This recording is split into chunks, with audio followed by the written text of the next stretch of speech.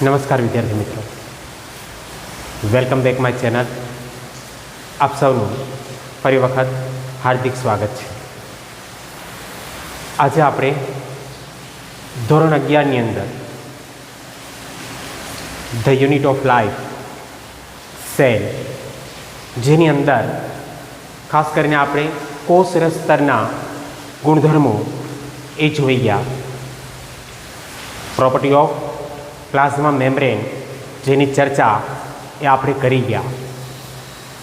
આપણે ત્યારે વાત કરી કે 50 જેટલા મોડલ એ રજૂ કરવામાં આવેલા છે કોષરસ સ્તરના, જેના 3 મોડલ વિશેની ચર્ચા એ આપણે કરવાની છે.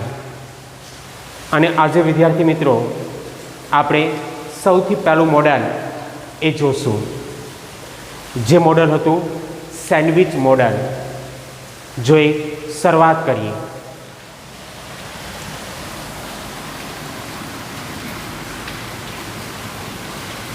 કોષ રસ સ્તર અને એમાં જે આપણે મોડલની વાત એ કરવાની છે, એ મોડલ જેને આપણે સેન્ડવિચ મોડલ તરીકે ઓળખી શકશું. ખાસ કરીને આ મોડલ એ ઈસવીસન 1935ની અંદર 2 વૈજ્ઞાનિકો દ્વારા રજૂ કરવામાં આવેલું હતું. ડેવસન અને ડેનિયલ, આ 2 વૈજ્ઞાનિકો દ્વારા આ મોડલની રજૂઆત એ કરવામાં આવેલી હતી. જોઈએ, સૌથી પહેલો પોઈન્ટ આપણે અહીંયા એ જ દર્શાવશું કે ડેવસન અને ડેનિયલ દ્વારા આ મોડલ એ રજૂ કરવામાં આવ્યું. અને આ મોડલ એ ખાસ કરીને 1935ની અંદર આ 2 વૈજ્ઞાનિકો દ્વારા, ડેવસન અને ડેનિયલ, આ 2 વૈજ્ઞાનિકોએ ભેગા મળી અને આ મોડલની રજૂઆત કરી. પણ વિદ્યાર્થી મિત્રો એ બાબત જણાવી દઉં કે આ મોડલ એ માન્ય ન હતું. અહીંયા આપણે એ પોઈન્ટ પણ દર્શાવી દઈશું કે આ મોડલ એ માન્ય ન હતું, એટલે કે સ્વીકારવામાં આવેલું ન હતું. શા માટે આ મોડલને સ્વીકારેલું નથી એની ચર્ચા એ આપણે આગળ કરશું, કે શા માટે આ મોડલ માન્ય એ ન રહ્યું, એના કારણો એ કયા હોઈ શકે, જેની ચર્ચા એ આપણે લેક્ચરના અંતમાં એ કરશું. ખાસ કરીને આ બંને વૈજ્ઞાનિકોના મત મુજબ એક કોષરસ સ્તરની ક્રિયા એ જોવા જઈએ તેને દર્શાવ્યું કે કોષરસ સ્તર, જેમાં દ્વિસ્તરીય લિપિડ અને બંને તરફ એક સ્તર સ્વરૂપે પ્રોટીન એ આવેલું હોય છે. પેલો પોઈન્ટ અહીંયા આપણે દર્શાવીએ કે આ મોડલ પ્રમાણે કોષ રસ સ્તર એ દ્વિસ્તરીય લિપિડ અને બંને બાજુએ પ્રોટીન એ ધરાવે છે. દ્વિસ્તરીય લિપિડ એટલે કે લિપિડના 2 સ્તર અને એની ફરતે પ્રોટીનનું આવરણ, એ પ્રોટીનનું પડ કે પ્રોટીનનું સ્તર એ જોવા મળતું હોય છે. એટલે અહીંયા સૌથી અગત્યની બાબત એને દર્શાવી કે દ્વિસ્તરીય લિપિડ અને ખાસ કરીને પ્રોટીન એટલે કે કોષરસ સ્તર એ લિપિડ અને પ્રોટીનનું બનેલું છે, જે આપણે અગાઉ વાત કરી ગયા કે હા, કોષરસ્તરનો ભાગ એ પ્રોટીન અને લિપિડનો બનેલો છે. એની સંપૂર્ણ ક્રિયા એ આપણે આકૃતિ દ્વારા અહીંયા એ જોઈએ કે ડેવસન અને ડેનિયલ દ્વારા જે કોષરસ્તરની ક્રિયા એ દર્શાવવામાં આવી એ કેવી હતી. તો અહીંયા આપણે એ બાબત એ દર્શાવી શકશું કે એની જે રચના હતી એ કંઈક આ રીતના જોવા મળતી હતી. એના દ્વારા જે કોષરસ્તરની ક્રિયા એ દર્શાવવામાં આવેલી હતી એ ક્રિયા કંઈક આવી રીતના હતી. હવે વિદ્યાર્થી મિત્રો અહીંયા ધ્યાન રાખજો કે ખાસ કરીને અહીંયા જોવા મળતો જે આ ભાગ છે એ લિપિડનો છે. અહીંયા જોવા મળતો જે આ ભાગ છે એ ભાગ એ લિપિડનો છે, કે આવી રીતના લિપિડ એ આવેલ હશે. એવી જ રીતના અહીંયા પણ આપણે જોવા જઈએ તો અહીંયા પણ જોવા મળતો જે આ ભાગ છે એ ભાગ એ લિપિડનો જ છે, એટલે કે બંને તરફ લિપિડ છે. લિપિડ એ બંને તરફ આવેલ છે. આવી રીતના બંને તરફ લિપિડ એ જોવા મળતું હશે. બંને તરફ જોવા મળતો ભાગ એ કેનો હશે? લિપિડનો. કે આવી રીતના લિપિડ એ આવેલો હશે અને એ લિપિડ એ બંને તરફ જોવા મળશે. બંને ભાગ તરફ એ આવેલ હશે.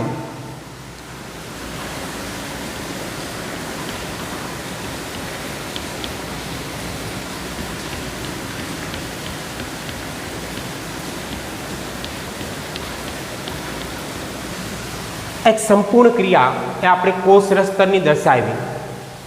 હવે આપણે અહીંયા દર્શાવી શકશું કે ખાસ કરીને ઉપરની તરફ જે જોવા મળતો આ ભાગ છે એ પ્રોટીનનો છે, કે અહીંયા જોવા મળતો આ ભાગ એ પ્રોટીનનો છે.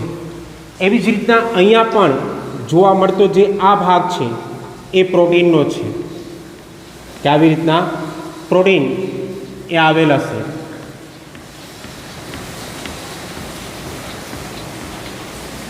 પ્રોટીન એ જોવા મળતું હશે. અહીંયા પણ આપણે દર્શાવી શકશું કે આ જે જોવા મળતી રચના છે એ પ્રોટીનની છે, કે પ્રોટીન એ આવી રીતના જોવા મળશે.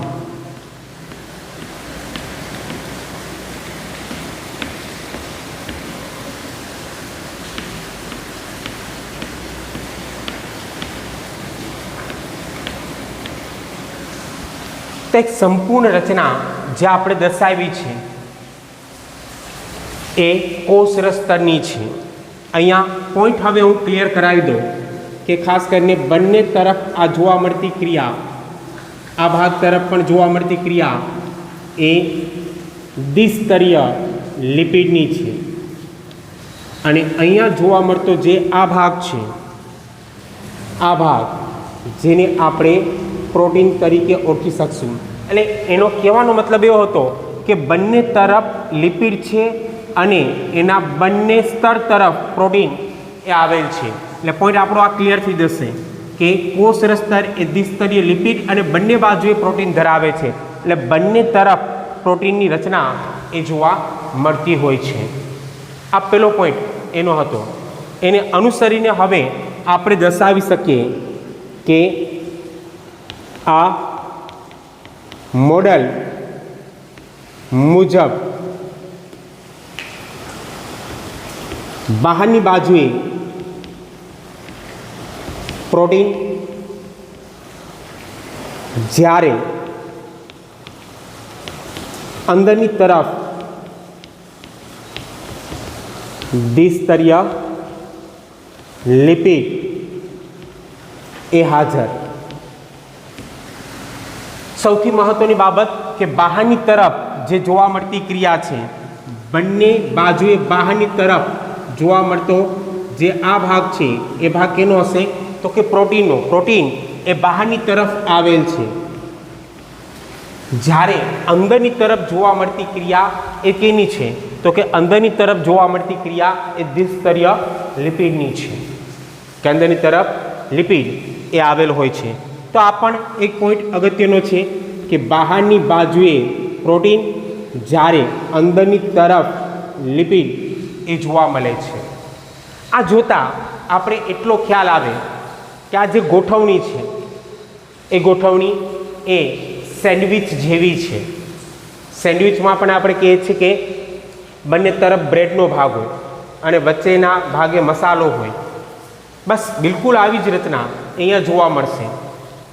એને અનુસરીને આ રચના હોવાને કારણે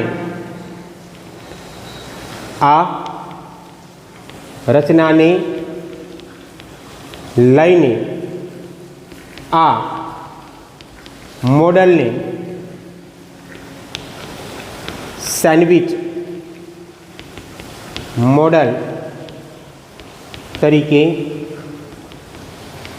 ઓળખવામાં આવે છે. સેન્ડવિચ મોડલ તરીકે વિદ્યાર્થી મિત્રો ધ્યાન રાખજો કે આ મોડલને એક નામ આપવામાં આવ્યું અને એ મોડલ જેને આપણે સેન્ડવિચ મોડલ તરીકે ઓળખી શકીએ. હવે અહીંયા અગત્યની બાબત શું હતી તો કે અહીંયા અગત્યની બાબત એ હતી કે જે મોડલ આપણે રજૂ કરીએ છીએ સેન્ડવિચ મોડલ, એમાં જે પ્રોટીન પડ છે વિદ્યાર્થી મિત્રો ખાસ ધ્યાન રાખજો કે સેન્ડવિચ મોડલની અંદર જે પ્રોટીન પડ છે એ પ્રોટીન પડ એ 20 એંગસ્ટ્રોમ જેટલી જાડાઈ ધરાવે છે. કેટલી? 20 એંગસ્ટ્રોમ જેટલી જાડાઈ ધરાવે છે. જાડાઈ કહું છું કે એની જાડાઈ કેટલી તો કે 20 એંગસ્ટ્રોમ. જ્યારે લિપિડની વાત કરીએ કે લિપિડ જે દ્વિસ્તરીય લિપિડ છે એની જાડાઈ એ કેટલી તો કે 35 એંગસ્ટ્રોમ જેટલી એની જાડાઈ એ જોવા મળતી હોય છે. એટલે અહીંયા બીજો પોઈન્ટ આપણે દર્શાવીએ કે આ મોડલ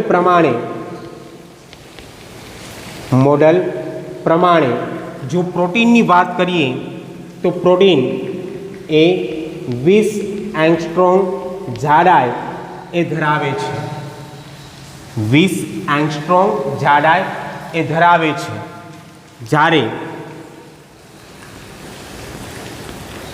જ્યારે ફોસ્ફોલિપિડ, અહીંયા શબ્દ બદલું છું, ખાલી લિપિડની જગ્યાએ મેં એક શબ્દ ઉમેરો ફોસ્ફોલિપિડ, ફોસ્ફેટ આવેલું હોય, ફોસ્ફેટની ક્રિયા એ જોવા મળે એટલે આપણે અહીંયા શબ્દ બદલીએ છીએ કે ફોસ્ફોલિપિડ એ ખાસ કરીને 35 એંગસ્ટ્રોમ જાડાઈ એ ધરાવે છે. 35 એંગસ્ટ્રોમ જાડાઈ એ ધરાવે છે. પોઈન્ટ તમારો ક્લિયર હોવો જોઈએ કે ખાસ કરીને પ્રોટીનની વાત કરીએ તો પ્રોટીન એ 20 એંગસ્ટ્રોમ, જ્યારે ફોસ્ફોલિપિડ એ 35 એંગસ્ટ્રોમ જાડાઈ ધરાવે છે. અને વિદ્યાર્થી મિત્રો એવું કહેવાય છે કે કોષ રસતરની કુલ જાડાઈ એ 75 એંગસ્ટ્રોમ જેટલી જોવા મળતી હોય છે. એટલે અહીંયા આપણે એ પોઈન્ટ પણ ઉમેરીએ કે કોષ રસતરની કુલ જાડાઈ એ જોવા જઈએ તો કોષ રસતરની કુલ જાડાઈ એ 75 એંગસ્ટ્રોમ જેટલી જાડાઈ એની જોવા મળતી હોય છે. હવે વિદ્યાર્થી મિત્રો એવું જરૂરી નથી કે કોષ રસતરની જાડાઈ 75 એંગસ્ટ્રોમ જ હોય. અલગ અલગ બંધારણ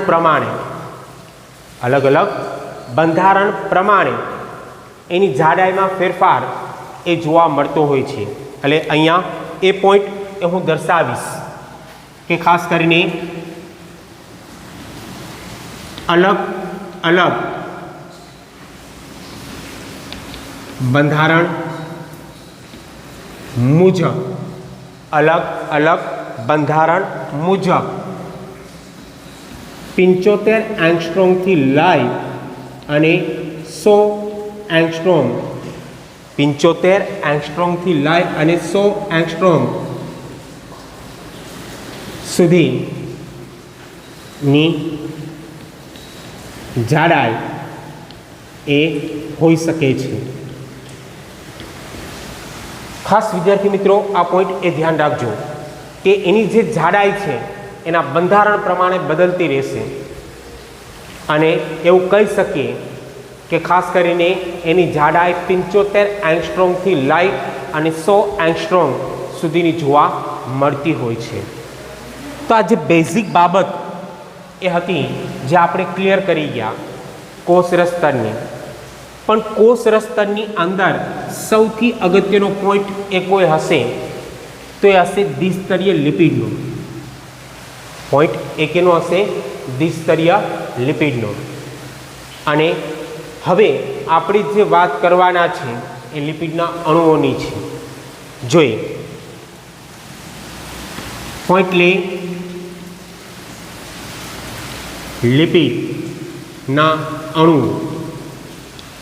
વિદ્યાર્થી મિત્રો અહીંયા આ પોઈન્ટમાં ખાસ ધ્યાન રાખજો લિપિડના અણુઓ।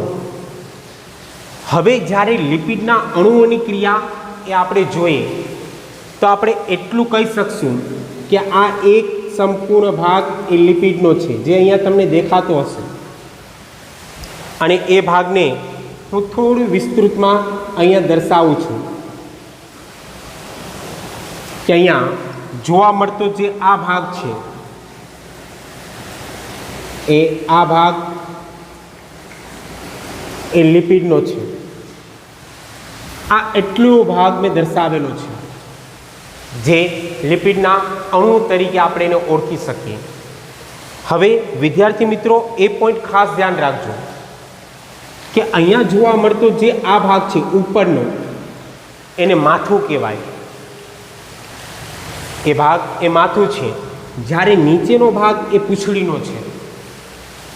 એટલે લિપિડની અંદર આવેલ આ જે માથું છે માથાનો ભાગ છે, માથાનો જે ભાગ એ જોવા મળે છે એ માથાનો ભાગ એ હંમેશા કેવો હોય તો કે માથાનો ભાગ એ હંમેશા જલાનુરાગી હોય।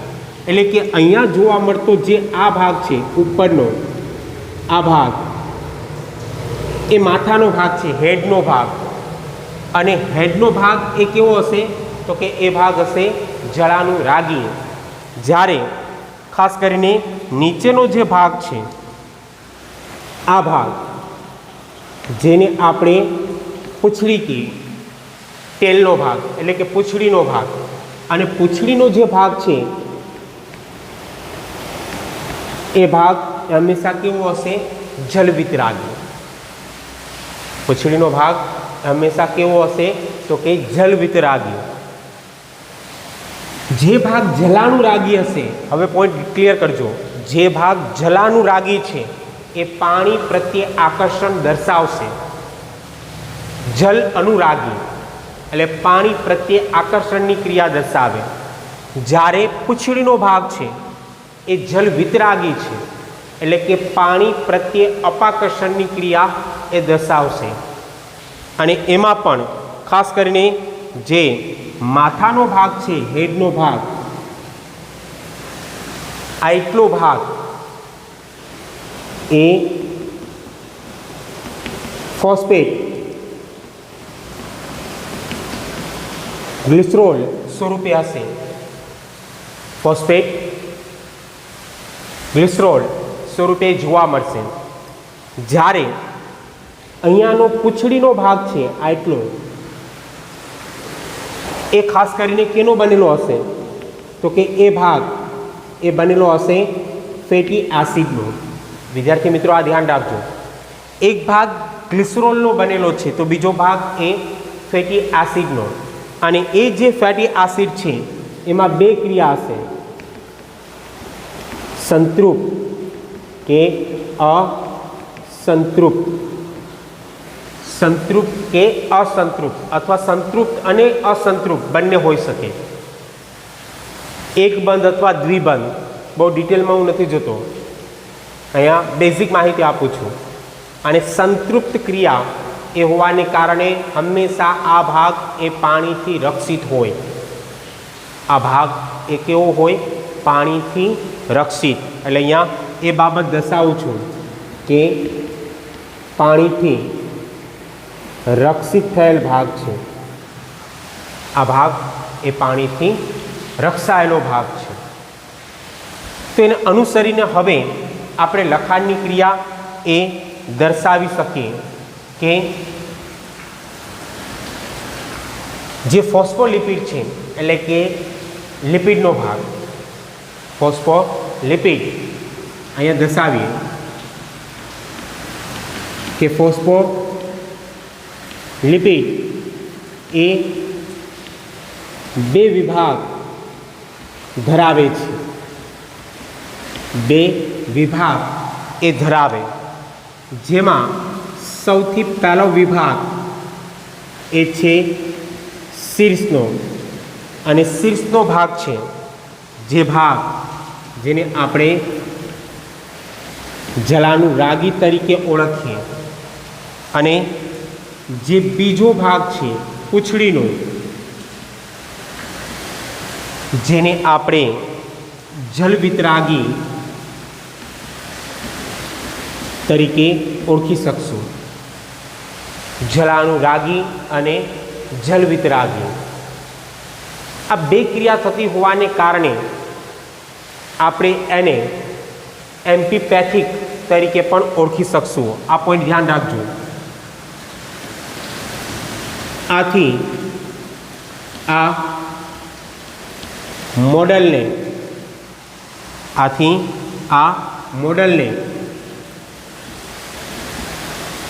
એમ્ફીપેથિક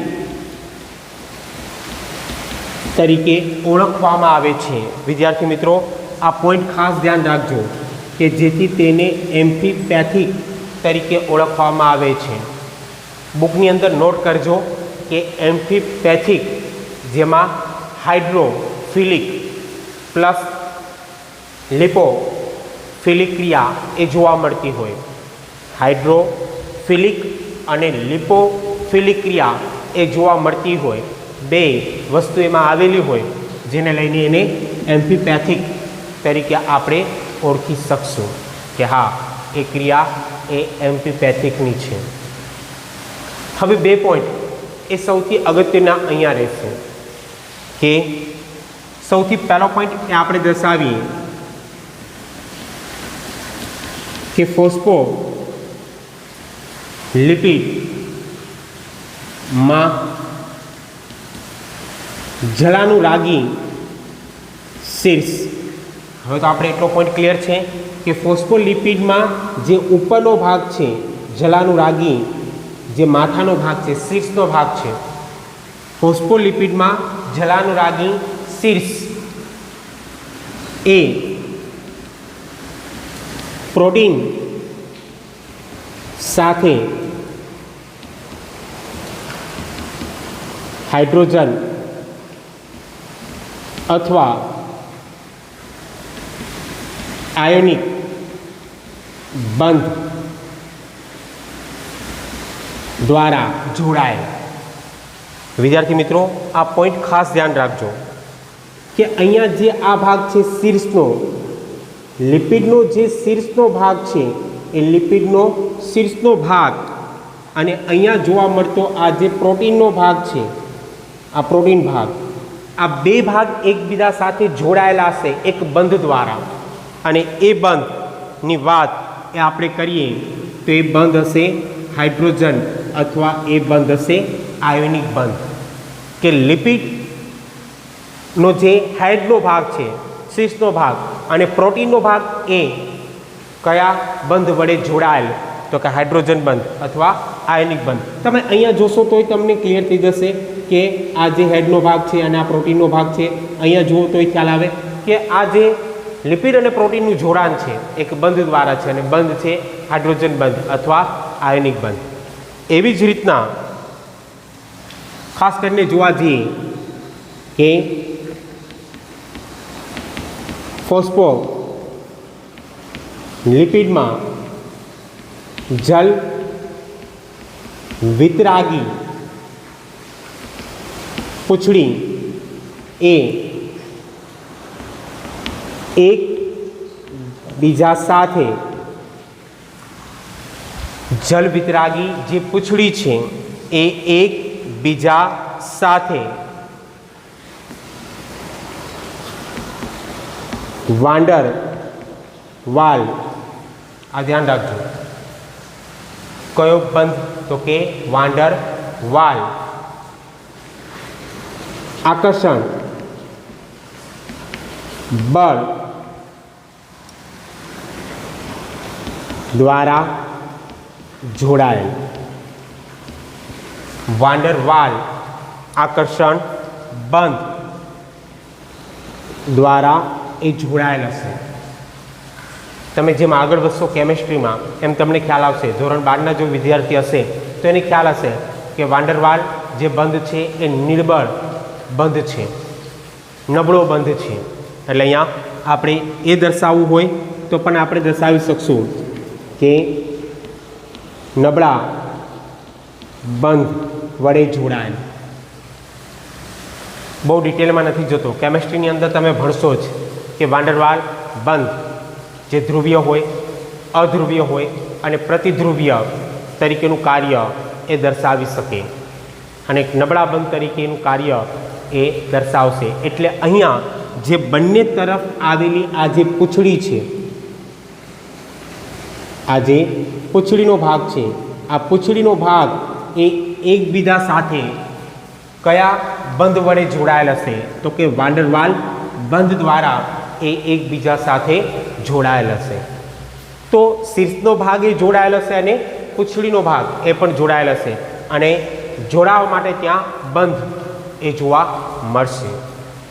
હવે સૌથી અગત્યની બાબત કે આ જે મોડલ એ રજૂ કરવામાં આવેલું હતું એ શા માટે સ્વીકાર્ય નહોતું, માન્ય એ શા માટે નહોતું, તો એની જે કંઈ પણ માહિતી છે એ જોવી હોય તો પ્રીવિયસ લેક્ચરની અંદર આપણે કોષ રસતનના ગુણધર્મ જોઈ ગયા.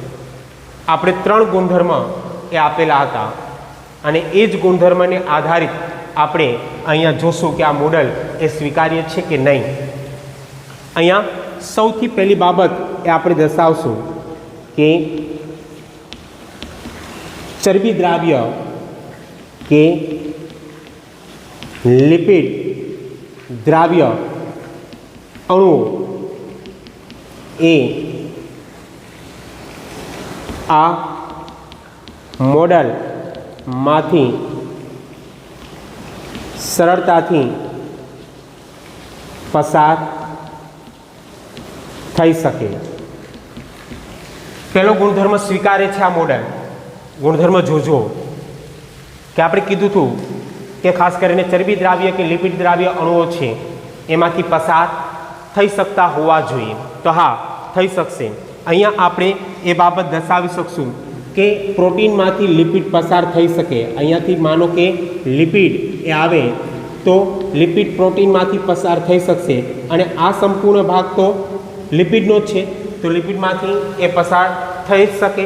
એટલે કીધું કે ચરબી દ્રાવ્ય કે લિપિડ દ્રાવ્ય અણુઓ એ આ મોડલમાંથી સરળતાથી પસાર થઈ શકે છે. પણ બીજો પોઈન્ટ એ આપણા માટે અગત્યનો હતો કે પાણી જેવા દ્રવ્યો એ આ મોડલમાંથી પસાર થઈ શકતા નથી. મોડલમાંથી પસાર એ થઈ શકતા નથી. હવે એટલું કહી શકીએ કે અહીંયાથી આવતું જે પાણી છે, માનો કે અહીંયાથી પાણી આવે છે, એ પાણી એ પ્રોટીનમાંથી પસાર થઈ જશે. પ્રોટીન સાથે અહીંયા આવેલો જે પહેલો ભાગ છે, શીર્ષનો ભાગ, એમાંથી પણ પસાર થઈ જશે. શું કામ? કારણ કે એ ભાગ જલાનુરાગી છે, પાણી પ્રત્યે આકર્ષણ દર્શાવે છે. પણ એ શીર્ષમાંથી પસાર થાય અને પૂંછડી તરફ આવશે ત્યારે પૂંછડીમાંથી પસાર નહીં થઈ શકે. શું કામ? કારણ કે પૂંછડી એ જળવિતરાગી ક્રિયા દર્શાવે છે. પાણી પ્રત્યે અપાકર્ષણની ક્રિયા એ દર્શાવે છે. પાણી પ્રત્યે અપાકર્ષણની ક્રિયા એ જોવા મળશે. એટલે ત્યાંથી પાણી પસાર થઈ શકશે નહીં, એટલે પાણી અંદર પ્રવેશી શકશે નહીં. તો આ એક પોઈન્ટને લઈને પણ આપણે કહી શકીએ કે આ મોડલ હજી સ્વીકાર્ય નથી. આ પોઈન્ટને લઈને કહી શકાય, પણ આ પોઈન્ટ એટલો બધો મહત્ત્વનો નથી જેટલો મહત્ત્વનો પોઈન્ટ ત્રીજો છે. અને એ ત્રીજો પોઈન્ટ એ શું છે તો કે વેરિયેબલ કેવી રીતે થાય છે તેની સમજૂતી આ વૈજ્ઞાનિકો દ્વારા દર્શાવવામાં આવેલ નથી. આપણે કીધું કે કોષરસ્તર વેરિયેબલ હોય, એમાં બદલતી ક્રિયા હોય, પ્રોટીન અને ફોસ્ફોલિપિડનું પ્રમાણ એક સરખું હોય એવું જરૂરી નથી. હવે આપણે એક પોઈન્ટ દ્વારા એ બાબતને સમજી શકીએ. એક પોઈન્ટ દ્વારા એ બાબતને સમજી શકીએ કે માનો કે અહીંયાથી લઈ અને અહીંયા સુધીનો ભાગ એ આપણે લઈએ. જો ધ્યાન રાખજો, અહીંયાથી લઈ અહીંયા સુધીનો ભાગ લીધો આપણે, તો અહીંયા 1 2 3 4 5 6 પ્રોટીન, એવી જ રીતના 1 2 3 4 5 6 બંનેની સંખ્યા કેટલી થઈ? 6. એનો મતલબ કે વેરિયેબલ નથી, ફેરફાર તફાવત એ જોવા મળતો હોવો જોઈએ. જો અહીંયા ચેન્જિંગ ક્રિયા એ લાગુ પડી જાય, અહીંયા ચેન્જિંગ ક્રિયા એ જોવા મળે તો આપણે કહી શકીએ કે હા, અહીંયા જોવા મળતી ક્રિયા એ વેરિયેબલ છે. માનો કે અહીંયાથી લઈ અને આપણે આ ક્રિયા દર્શાવીએ કે અહીંયા સુધીની ક્રિયા એ આપણે લઈએ તો તમને વેરિયેબલ દેખાશે કે અહીંયાથી લઈ અહીંયા સુધી, એટલે અહીંયા 1 2 3 4 5 6 7 8 9 પ્રોટીન છે. 1 2 3 4 5 6 7 8, તો એક બાજુ 8 છે, બીજી બાજુ 9 છે, એટલે કે પ્રોટીન 9 છે, લિપિડ 8 છે. આ વેરિયેબલ ક્રિયા થઈ, અને આ વેરિયેબલ ક્રિયા એ થવી જ જોઈએ કોષરસ્તરમાં. તો એ વેરિયેબલ ક્રિયા એ કઈ રીતના થાય છે આ વૈજ્ઞાનિકો દ્વારા દર્શાવવામાં આવેલું નથી, અને નથી આવેલું જેને લઈને આપણે કહી શકીએ કે આ મોડલ એ સ્વીકાર્ય ન હતું. મોડલને સ્વીકારવામાં આવેલું નથી. તો ખાસ કરીને ડેવસન અને ડેનિયલ દ્વારા રજૂ કરવામાં આવેલું આ પહેલું મોડલ હતું. વિદ્યાર્થી મિત્રો, અહીં સુધી આપણે રાખશું. આશા રાખું કે આ વિડીયો તમને ગમ્યો હશે, અને ગમ્યો હોય તો મારી ચેનલને સબસ્ક્રાઈબ કરજો, શેર કરજો અને લાઈક કરવાનું ભૂલતા નહીં. ફરી વખત આવા જ નવા ટૉપિક સાથે આપણે મળતા રહીશું. ત્યાં સુધી stay safe, stay home. Thank you. ધન્યવાદ.